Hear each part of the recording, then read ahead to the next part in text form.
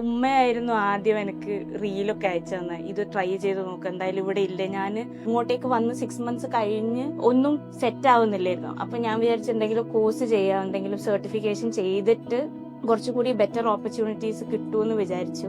അപ്പൊ അങ്ങനെയാണ് ഉമ്മ അയച്ചു തരുന്നത് ഈ ആഡൊക്കെ. പിന്നെ ഇവിടുത്തെ വാറ്റും അതിൻ്റെ ഒക്കെ എക്സ്പീരിയൻസ് ചോദിക്കുന്നുണ്ടായിരുന്നു. പിന്നെ എനിക്കതില്ല, ഞാൻ നാട്ടിലായിരുന്നു വർക്ക് ചെയ്തിട്ടുണ്ടായിരുന്നത്. 2.5 months ഏകദേശം ഞാൻ ലൈവ് സെഷൻ കേട്ടു. എന്നിട്ട് പിന്നെ റെക്കോർഡിംഗ് സെഷൻസ് ആണ് കേട്ടത്. അപ്പോൾ വർക്കിൽ ഫ്രീ ടൈം കിട്ടുമ്പോൾ ഞാനത് ചെയ്ത് കംപ്ലീറ്റ് ചെയ്തു. എന്തെങ്കിലും ഡൗട്ട് ഉണ്ടെങ്കിൽ അപ്പോൾ ആ സമയത്ത് തന്നെ ക്ലിയർ ചെയ്ത് നമുക്ക് പെട്ടെന്ന് സബ്മിറ്റ് ചെയ്യാൻ പറ്റുന്ന ഒരു അസിസ്റ്റൻസ് ഒക്കെ തന്നിട്ടുണ്ടായിരുന്നു.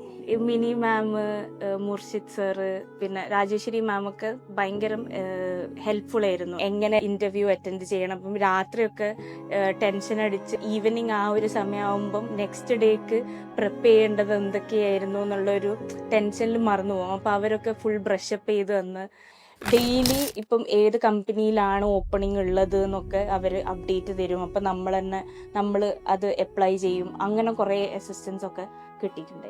ഞാൻ പ്ലേസ്ഡ് ആയി എന്ന് കണ്ടപ്പം ലിങ്ക്ഡിനിൽ കുറേ ആൾക്കാർ ചോദിച്ചിട്ടുണ്ടായിരുന്നു, ഈ കോഴ്സ് എങ്ങനെയാണ്, ഞാനിവിടെ ഉണ്ട്, ഹെൽപ്ഫുൾ ആയിരുന്നു.